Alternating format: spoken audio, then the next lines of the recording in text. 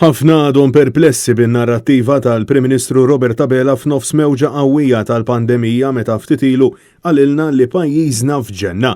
Mistoqsi minn Net News dwar is-sitwazzjoni preżenti wara ġimgħa ta' numri rekord, Abela insista li jinsab sodisfatt fehma li ċertament ma jaqbilx magħha l-Ministru Edward Zammit Lewis illi tana l-kummenti tiegħu qabel daħal għall-laqgħa tal-Kabinett.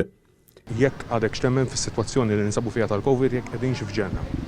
Is-sitwazzjoni f'pajjiżna għal dak li tolqot il-pandemija kumpara ma' 26 stat membru ieħor fl-Unjoni Ewropea. Ma taħseb li qegħdin f'ġenna?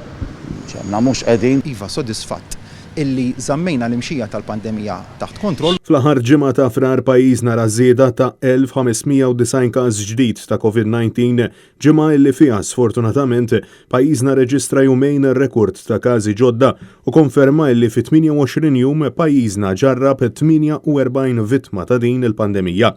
Meta Net News staqsa lill-membri tal-Kabinett ta' Robert Abela qabel laqgħa li kellhom fil-binja tal-Genworkers Union it-tnejn filgħodu, il-Ministri deru skomdi għall-aħħar iwieġbu dwar in-numri tal-pandemija bħalissa. Kenna 1590 każ.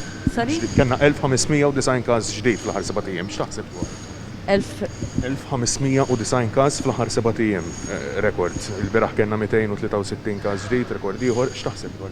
Naħseb kulħadd irid ikun aware li għandna strains li qegħdin jiġu mifruxa iktar faċilment u kulħadd aħjar joqgħod attent u jieħu l-prekawzjonijiet neċessarji. Nappellaw dejjem biex in-nies jikkooperaw sabiex ngħaddu din l-aħħar fażi tal-pandemija f'pajjiż. Però kellna żewġ rekords f'ġimgħa, taħseb li qegħdin f'ġenna? Jiena dejjem ngħid illi rridu kulħadd mill-kbir saż-żgħir niġbdu ħabel wieħed sabiex noqogħdu attenti f'dak kollu li nagħmlu. Irridu nibqgħu nżommu l-attenzjoni kif qed nagħmlu. Kenna 1590 każ fl-aħħar 7 ijiem, Ministru. Kenna 1590 każ fl-aħħar 7 ijiem. Il-każijiet illi hemm wieħed qegħdin jiġu evalwati. Kenna 1590 każ fl-aħħar 7 ijiem, x'taħseb?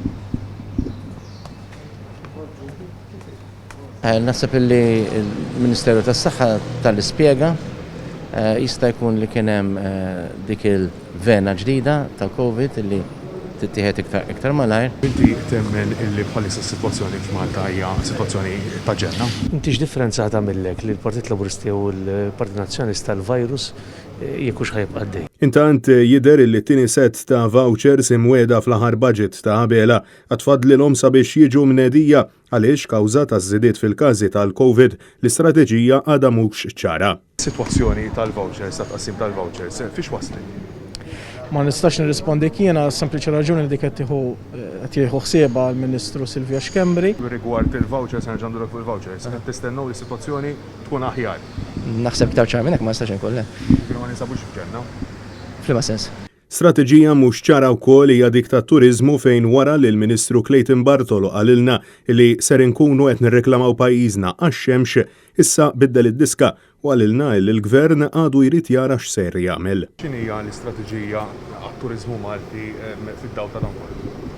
L-istrateġija tkun qed tħabbar fil-jiem li ġejjin. Wara il-Kabinett meta Robert Abela kien mistoqsi dwar il-ftehim ta' 3 sptarijiet, il-Prim Ministru reġa' ħarab milli wieġeb b'mod dirett.